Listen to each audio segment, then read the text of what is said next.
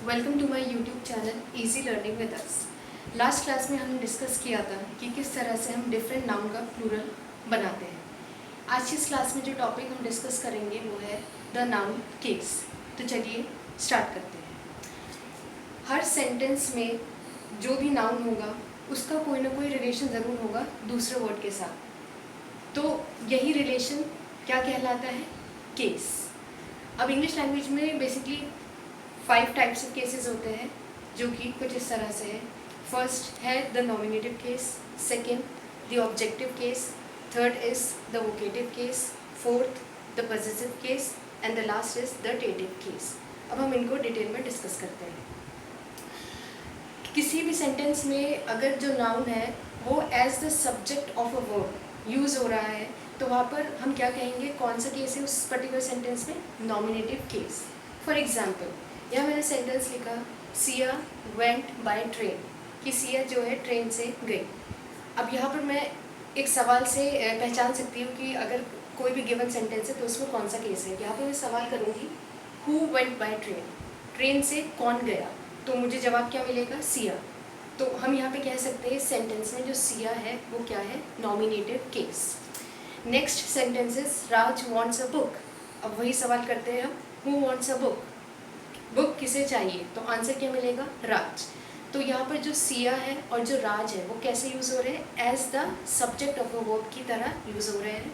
तो यहाँ पे क्या हुआ? नॉमिनेटिव केस, सिया और राज। नेक्स्ट जो टाइप है वो है द ऑब्जेक्टिव केस। इसमें क्या है, इन वाले अगर किसी सेंटेंस में ऑब्जेक्टिव केस है तो वो कैसे पहचानेंगे हम? अगर वहाँ पर जो नाउन है वो as the object of a verb की तरह यूज़ होगा या फिर उसके आगे कोई प्रपोजिशन आएगी। For example the teacher punished the children, कि टीचर ने बच्चों को पनिश किया। अब किसी सेंटेंस में अगर ऑब्जेक्टिव केस है उसे मैं कैसे पहचानूंगी? कौन सा सवाल करके? whom the teacher punished, teacher ने किसे पनिश किया, तो आंसर क्या मिलेगा मुझे? चिल्ड्रन।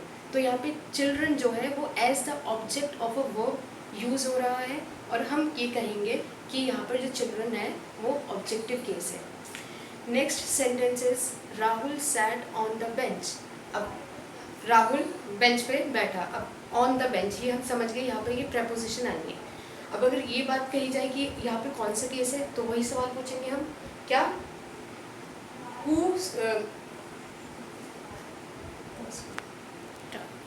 तो अगर हम ये क्वेश्चन करें कि Rahul sat on what, Rahul किस पे बैठा, तो आंसर क्या मिलेगा हमको? बेंच। तो ये जो बेंच हुआ ये यहाँ पर as the object of a verb use हो रहा है और जो कि गवर्न है किससे? एक प्रपोजिशन से, वो है ऑन द। तो यहाँ पे कौन सा केस होगा? Objective case. Next is the vocative case. अगर किसी भी सेंटेंस में जो नाउन है वो किसी इंसान के नाम को कहकर या किसी चीज़ को एड्रेस करें हम उस सेंटेंस में, तो वहाँ पर कौन सा केस कहलाएगा? The vocative case. For example हमने कहा मोहित स्टैंड अप, तो यहाँ पर हम डायरेक्टली डेजिग्नेट कर रहे हैं, एड्रेस कर रहे हैं किसी इंसान को, किसी पर्सन को जिसका नाम मोहित है। तो यहाँ पे जो मोहित वर्ड हुआ, मोहित नाउन हुआ, वो क्या हुआ? Vocative case. Next come and sit here Yash, कि हम यश को कह रहे हैं कि आओ यहाँ आकर बैठो, तो हम यहाँ पे यश को एड्रेस कर रहे हैं। तो यहाँ पर जो यश है वो क्या है? Vocative case. Next the possessive case.